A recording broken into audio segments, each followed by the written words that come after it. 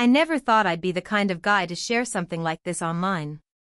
But when your heart's been shattered twice by the same person, after they looked you dead in the eye and swore it was a one-time mistake, you start questioning everything. Your choices, your judgment, and worst of all, the person you believed would never hurt you. This isn't just a story about betrayal. It's about how someone you love can lie straight to your face, wipe away their tears, and then turn around and do it all over again. It started on a quiet Wednesday night. We were sitting on the couch, watching one of those cheesy dating shows that she liked way more than I did. She laughed at something on screen, then looked at me like I was the only person in the world. That look, it still haunts me, because I had no idea what was coming. Just 2 days later, everything fell apart. I found out by accident. A message popped up on her phone when she was in the shower. I wasn't trying to snoop. But when you see a heart emoji from someone you don't recognize, curiosity takes over. I tapped it. Just once. And that one tap sent me into a spiral I wasn't ready for. The messages weren't vague. They were clear. They were detailed. And worst of all, they were recent. As in, while we were still cuddling, still saying I love you, still planning weekend getaways, she was seeing someone else. When I confronted her, she broke down crying. Said it was a mistake. That it only happened once. That she was drunk and confused and it didn't mean anything. And for reasons I still can't fully explain, I believed her. Maybe because I wanted to. Maybe because I loved her more than I loved my own pride. Or maybe because I was just scared to start over. For a few weeks, things actually seemed better. She was more attentive, more affectionate, almost like she was trying to prove herself. I wanted to believe we could rebuild. That the worst was behind us. But deep down, something didn't feel right. You know when someone's heart just isn't in it anymore? When the hugs feel lighter, the kisses shorter, and the silence between conversations starts to grow louder? Then came the second blow. And this time, it wasn't a message. It was a voicemail. One she didn't mean to leave. A voicemail that made it clear this wasn't a one-time thing. It had happened again. Same guy. Same lies. And the worst part? She knew exactly what she was doing. This wasn't confusion. This wasn't a slip-up. This was a choice. And that's when everything inside me shifted. I wasn't just hurt. I was done. Or at least, I thought I was, until she showed up at my door, crying again, saying she needed to talk. But what she said next? I wasn't ready for it. She stood there at my front door like she had every right to be there, as if everything she had done could somehow be erased with another round of tears. Her face was red, eyes puffy, hair a mess like she hadn't slept in days. And maybe she hadn't. I didn't say anything at first. Just stared at her, frozen. Part of me wanted to slam the door shut. The other part, yeah, the stupid part, wanted to hear her out. So I stepped aside. She walked in slowly, like she knew the air between us had changed for good. She sat down on the same couch where we'd once planned our future together. The same place I first told her I loved her. Now, it just felt cold. She started talking, saying things I'd heard before. It didn't mean anything. I was lonely. You were working all the time. As if any of those were reasons to betray someone who trusted her more than anything. She said she wanted to be honest this time, that she owed me the truth. But the truth didn't make anything better. It just made everything worse. She admitted it had been going on for longer than she first said. Months. Not days. She had met him through a mutual friend, someone I knew, which added a whole new level of hurt. I started to wonder how many people around us had known and just stayed silent. She said it started off harmless, just conversations, late-night texts, casual flirting. But then it crossed the line. And once it did, she kept going back. I asked her why. I asked her what he had that I didn't. She couldn't answer. Or maybe she wouldn't. But what really got me was when she said, "It was a mistake, but I don't regret it." I remember those exact words because they cut deeper than anything else. She claimed it made her realize how much she'd taken me for granted. That losing me was what finally opened her eyes. But I couldn't tell if she was being real, or if this was just another part of the cycle. Another round of apologies until the next lie. And then, she said there was something else I needed to know. Something she hadn't told anyone, not even him. She looked me dead in the eye and said, "Please don't freak out, but this changes everything." I felt my chest tighten. My hands got cold. Whatever she was about to, I stared at her, not even breathing. Her words hung in the air like smoke, thick and choking. "This changes everything," she had said. But what could possibly change more than what I'd already been through? My trust was shattered, my pride torn apart. Still, I waited, heart pounding, mind racing, because something in her voice told me this wasn't just another excuse. This was different. She hesitated, wringing her hands like she was trying to squeeze the truth out of herself. And then she finally said it. "I think I'm pregnant." The silence that followed was loud. Deafening. I felt the ground slip beneath me, like my whole world tilted sideways.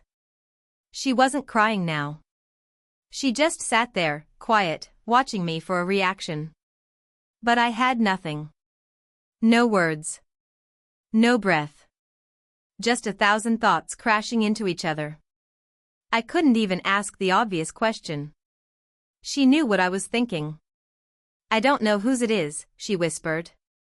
And just like that, the conflict became something I couldn't just walk away from. It wasn't just betrayal anymore. It wasn't just lies. It was life, uncertain, tangled, and possibly connected to the man she cheated with. Or to me. I stood up, pacing the room, trying to make sense of everything. All the late nights, the excuses, the way she pulled away from me emotionally and physically. It all pointed to this moment. And now I was caught in a situation that had no clear answer. I couldn't even be sure of what I felt: anger, pain, confusion, fear. All of it hit at once. She said she hadn't told anyone else. That I was the first. That she wanted to do the right thing now. But the irony of that statement hit me hard. Now she wanted to do the right thing? After all the wrong she'd done? I kept thinking about how this would affect everything: my family, our friends, my future. What if the baby wasn't mine? What if it was? Either way, the damage was done, but somehow it wasn't over. She asked if we could go to the doctor together. Said she wanted to find out the truth with me, not alone. But a part of me questioned her motives. Was she trying to fix things, or just trying to avoid being left behind? The worst part? I still didn't have an answer. And deep down, I wasn't sure I wanted to know. I didn't sleep that night. I just lay there, staring at the ceiling, her words repeating in my head like a broken loop: "I think I'm pregnant. I don't know whose it is." Every time I closed my eyes, I imagined two versions of my future. One where I was a father to a child born out of betrayal. And another where I found out the truth too late, and someone else's mistake would still shape my life forever. Either way, nothing would ever be the same. We agreed to go to the clinic the next morning, but I could barely look at her in the car. She kept glancing at me, maybe hoping I'd reach for her hand or say something to ease the tension. But I couldn't. My trust was hanging by a thread, and every second that passed, I felt it fraying more. I wanted answers, but part of me was afraid of what I'd hear. What if the child was mine? What if it wasn't? And what did it even mean to her either way? While we sat in the waiting room, everything around me blurred: people talking, phones ringing, nurses calling names. I didn't hear any of it. All I could think about was the betrayal, the pain, the uncertainty. She leaned over and whispered, "Thank you for coming with me." I nodded, but my heart was screaming inside. I wasn't here for her. I was here because I needed to know what I was up against. Later, as the doctor explained the next steps, tests, timelines, how long before we'd know anything, my stomach turned. Weeks. It could take weeks to know the truth. And in that time, I'd have to keep breathing, keep functioning, with this massive question mark over my life. I couldn't even talk to anyone about it. I didn't want the people close to me to look at her the way I was beginning to. I didn't want pity, or judgment, or advice. I just wanted clarity. But that night, back at my place, things got worse. Her phone buzzed on the counter. Same guy's name. Again. She stared at it. Then looked at me. And that's when I knew something wasn't over. Something was still going on. I walked over, picked it up, and looked her dead in the eyes. Tell me the truth. Now. And her silence told me everything. Her silence was louder than a confession. She didn't reach for the phone. Didn't try to explain it away. Just stood there frozen, like getting caught wasn't even the worst part anymore. I held the phone in my hand, screen still lit up with his name, and I could feel my pulse in my ears. This wasn't just a leftover message from the past. This was now. Present tense. Ongoing. She hadn't stopped. Even after the tears, the promises, the pregnancy scare, she was still in contact with him. I asked again, slower this time.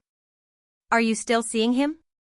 She didn't answer right away, just looked down like she wanted the floor to swallow her. And then she nodded. Barely. But enough. That single motion turned everything upside down. I felt like a fool, like I was holding on to a version of her that didn't exist anymore. Or maybe never had. I turned away, trying to collect myself, trying not to say something I'd regret. And then she said something that froze me in place.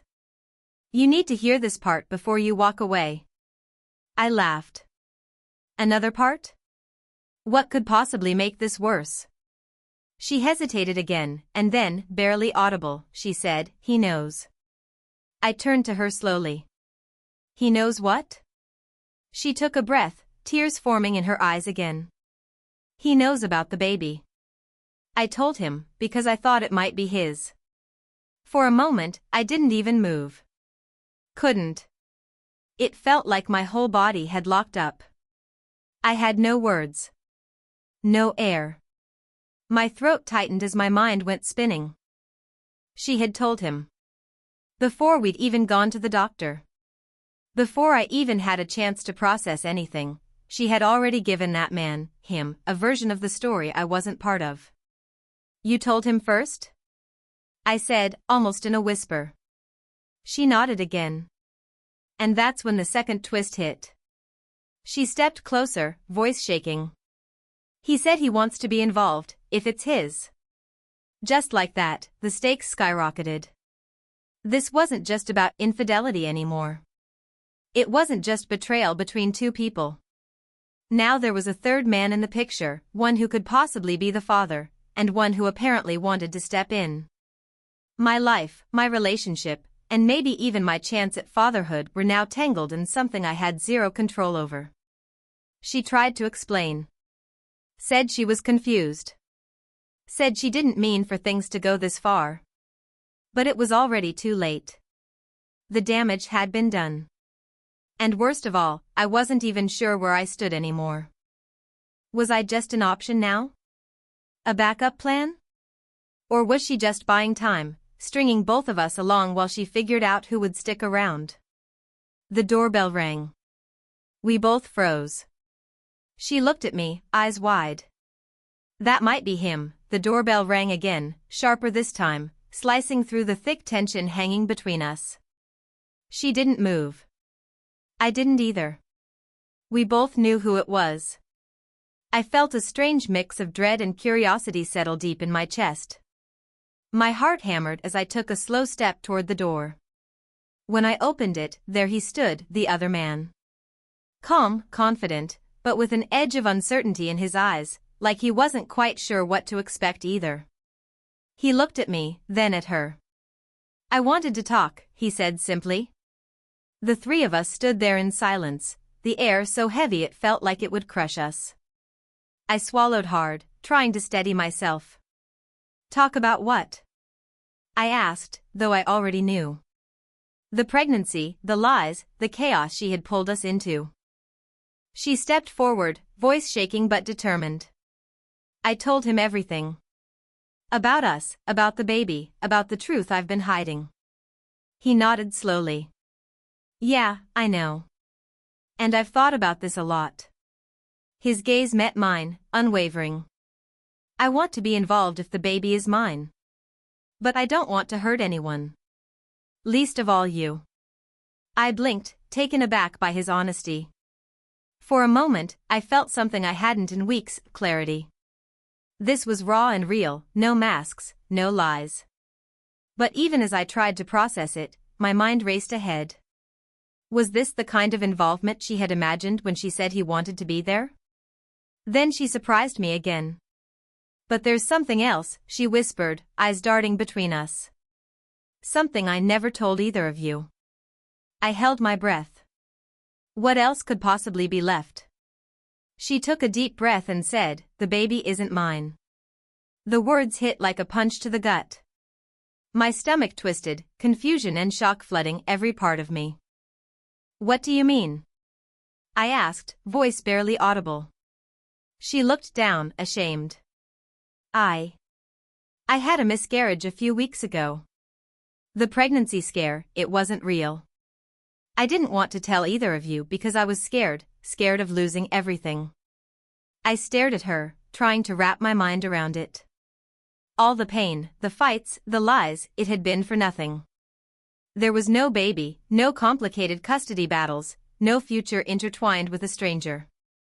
Just heartbreak and fear tangled in a web of mistakes. The other man looked at her with a mix of sympathy and relief. We can figure this out. Together. But only if we're honest. I felt a strange calm wash over me. Maybe it was relief. Maybe it was exhaustion.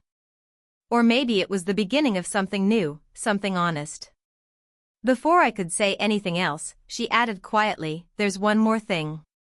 I'm pregnant again. But this time, it's definitely yours." I blinked, stunned. My heart skipped a beat. The unexpected twist hit me hard, hope mixed with uncertainty. Now the future wasn't just about betrayal or lies. It was about forgiveness, trust, and maybe, just maybe, a second chance. We stood there, three people caught in a moment that changed everything, waiting to see what would come next. The room felt different after she said those words, different but lighter, like a heavy storm had passed and left behind a quiet calm. I wasn't sure what the future held, but for the first time in a long while, there was a flicker of hope. The truth was messy, complicated, and painful, but it was also the only thing that could move us forward. We talked for hours that night, laying everything out on the table. She apologized again, not just for the mistakes but for the secrecy, the lies, and the hurt. The other man listened quietly, his presence a reminder of how tangled the situation had become. But somehow, despite the chaos, there was an honesty between all of us that felt strangely healing. I realized then that forgiveness wasn't about forgetting what happened or pretending it didn't hurt. It was about accepting the truth, learning from it, and deciding what you wanted to do next. I had choices, to hold on to bitterness or to try rebuilding trust. To let anger define me or to find strength in vulnerability. We agreed to take things one step at a time. The tests would come, and with them, answers. The baby she carried now was a symbol of that fragile new beginning, but it wouldn't erase the past overnight. Healing would take time. And there were no guarantees. What stuck with me most was how easily love and pain had been tangled together, how someone I cared about deeply could hurt me so much and still be the person I wanted to believe in. It's a strange thing, love. Sometimes it's messy, sometimes it's hard, and sometimes it forces you to face parts of yourself you didn't know were there. If there's one thing I hope anyone watching this story takes away, it's that trust is fragile but worth fighting for, and that people make mistakes, sometimes big ones. But how you respond to those mistakes can define the rest of your story. This experience changed me. It shattered my illusions but also taught me about resilience, honesty, and the complicated nature of forgiveness. In the end, life doesn't come with easy answers or clean endings. It's a journey filled with unexpected twists, hard lessons, and moments that test your heart. But it's also filled with hope that even after the darkest betrayals, there's a chance to rebuild and find peace again. Thank you for listening to my story. If you've ever faced something like this or found yourself questioning love and trust, remember, you're not alone. Sometimes, the hardest battles lead to the strongest growth. 8.